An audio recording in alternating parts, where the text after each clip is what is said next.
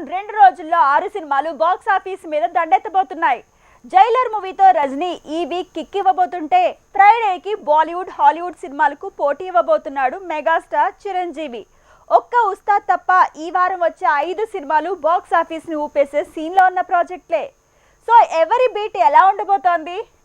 భోలా శంకర్ గా ఈ వారం మెగాస్టార్ చిరంజీవి 5 సినిమాలతో పోటీ పడాల్సి వస్తోంది. ఏకంగా బాలీవుడ్ నుంచి 2, హాలీవుడ్ నుంచి 1, ఇక మరోటి కోలీవుడ్ నుంచి చిరు సినిమాకు పోటీగా రంగంలోకి దిగుతున్నాయి. నిజానికి ఈ వారం బాక్స్ ఆఫీస్ ని షేక్ చేసే రేంజ్ మూవీసే రాబోతున్నాయి. భోలా శంకర్ శుక్రవారం రోజు బాలీవుడ్ హాలీవుడ్ తో పోటీ పడాల్సి వస్తుంటే ఒకరోజు ముందే తనకి పోటీగా జైలర్ వచ్చేస్తున్నాడు.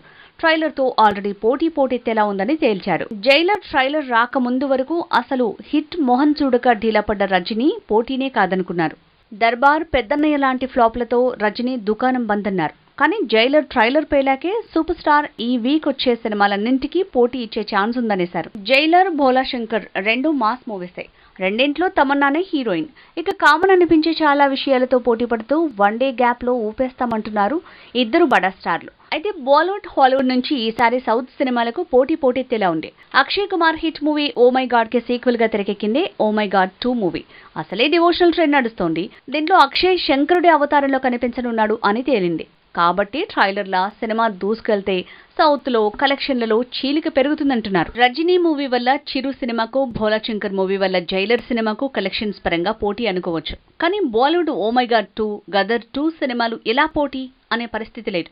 మల్టీప్లెక్స్ లో చాలా స్క్రీన్లను హిందీ మూవీస్ ఆక్యుపై చేయటమే కాదు, డబ్బింగ్ రూపంలో కూడా పోటీ ఇస్తున్నాయి. ఇక కంటెంట్ ఏమాత్రం కనెక్ట్ అయినా భాషతో సంబంధం లేకుండా వసూళ్ల వర్షం ఇప్పుడు కామన్ అయింది. అందుకే అంత గొప్పగా ప్రమోషన్ లేని హార్ట్ ఆఫ్ స్టోన్ కూడా ఈ వీక్ గట్టి పోటీ ఇచ్చేలా ఉంది. ఈ వారం థియేటర్స్ లో ఎన్ని సినిమాలు పోటీకి వచ్చినా హాట్ ఫేవరెట్ మాత్రం భోలా శంకర్ సినిమానే. తెలుగు మార్కెట్లో తెలుగు మాస్ మూవీ దూసుకు వెళ్లటం కామన్. వేదలం రీమేక్ గా తెరకెక్కిన కథలో మార్పులు, చిరు కామెడీ టైమింగ్స్ కలిసి వచ్చే ఛాన్స్ ఉంది. అయితే ఈ వీక్ లో అన్నింటికంటే షాక్ పెద్ద సినిమాల మధ్య ఉస్తాద్ లాంటి లో బడ్జెట్ మూవీ రిలీజ్ తో దర్శక నిర్మాతలు రిస్క్ చేయటమే.